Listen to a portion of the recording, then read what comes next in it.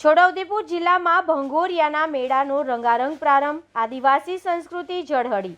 આદિવાસી સંસ્કૃતિ અને વિશાળ આદિવાસી વસ્તી ધરાવતા છોટાઉદેપુર જિલ્લામાં હોળી પર્વને દિવાળી કરતાં પણ વિશેષ મહત્વ આપવામાં આવે છે। હોળીના 7 દિવસ અગાઉથી સમગ્ર જિલ્લામાં આદિવાસી સમાજમાં અનોખો ઉત્સાહ જોવા મળે છે।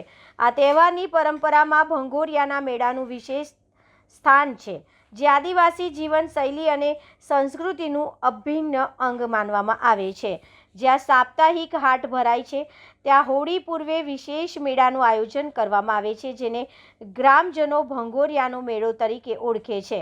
આ વર્ષે રંગપુર સંડલી ગામે યોજાયેલા ભંગોરિયાના મેળામાં પરંપરાગત વાદ્યોના તાલ સાથે એક સમાન પહેરવેશમાં શિસ્તબદ્ધ નૃત્ય દ્વારા સ્થાનિક સમુદાયે પોતાની પ્રાચીન પરંપરાને આધુનિક યુગમાં પણ જીવંત રાખી છે। મેળામાં આસપાસના ગામમાંથી મોટી સંખ્યામાં લોકો ઉમટી પડ્યા હતા। જુદા જુદા ગામોની પુરુષ અને મહિલાઓની ટુકડીઓ પરંપરાગત નૃત્ય સાથે મુખ્ય આકર્ષણ બની હતી। જીવન જરૂરિયાતની ચીજવસ્તુઓની ખરીદી માટે પણ મોટી સંખ્યામાં ગ્રામજનો હાજર રહ્યા હતા, જેના કારણે મેળાનો માહોલ વધુ જીવંત બન્યો હતો। મેળાના પ્રથમ દિવસે રામઢોલના ગુંજતા તાલે સમગ્ર મેદાન ઉત્સાહથી ઝૂમી ઉઠ્યું હતું।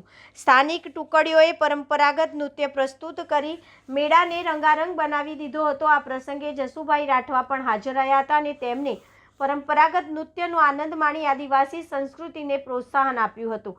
રંગપુર સંડલી હાટથી આ વર્ષે ભંગોરિયાના મેળાનો વિધિવત પ્રારંભ થતાં સમગ્ર જિલ્લામાં હોળી પર્વની ઉજવણીનો ઉત્સાહ ચરમસીમાએ પહોંચી ગયો હતો। હોળી એટલે આદિવાસીઓનો મુખ્ય તહેવાર। દિવાળી અટે કટે પણ હોળી ઘર, એમ આ હોળી પર્વની આજથી ભંગોરિયાના મેળાની શરૂઆત થઈ છે અને પૂરેપૂરા 7 દિવસ દરેક વિસ્તારની અંદર, આદિવાસી વિસ્તારની અંદર ભંગોરિયાના મેળાઓ યોજાઈ રહ્યા છે અને ભંગોરિયાનો મેળો જે દિવસે પૂરો થશે તે દિવસે હોળી માતાનું દહનનો કાર્યક્રમ રાખવામાં આવે છે। એના પછી જૂનના મેળાઓ યોજાશે, કમાટની ગેરનો મેળો પણ યોજાશે। આમ આ છેલ્લા 15 દિવસ આદિવાસીઓ માટે મુખ્ય તહેવાર। આદિવાસી દુનિયાના કોઈ પણ ખૂણામાં ગયો હોય પણ એ હોળીને તહેવાર મનાવવા માટે પોતાના વિસ્તારમાં આવી જાય છે અને હોળીની અંદર એ પોતે ધામધૂમથી પૂરેપૂરા સપ્તાહ અને પખવાડિયું મનાવી રહ્યો છે। ત્યારે આ હોળી પર્વની સમગ્ર દેશવાસીઓને હું ખૂબ ખૂબ શુભેચ્છા પાઠવું છું। ખાસ કરીને મારા આદિવાસી વિસ્તારના તમામ માતાઓ, ભાઈઓ, બહેનો અને યુવાન સાથીઓને પણ હોળી પર્વની શુભેચ્છા પાઠવું છું અને વિનંતી પણ કરું છું કે આપણે પણ સંસ્કૃતિ સાથે જોડાઈને હોળીના પર્વની અંદર નાચ ગાન સાથે આ એક પખવાડિયું ઉજવીએ, એવી શુભેચ્છાઓ।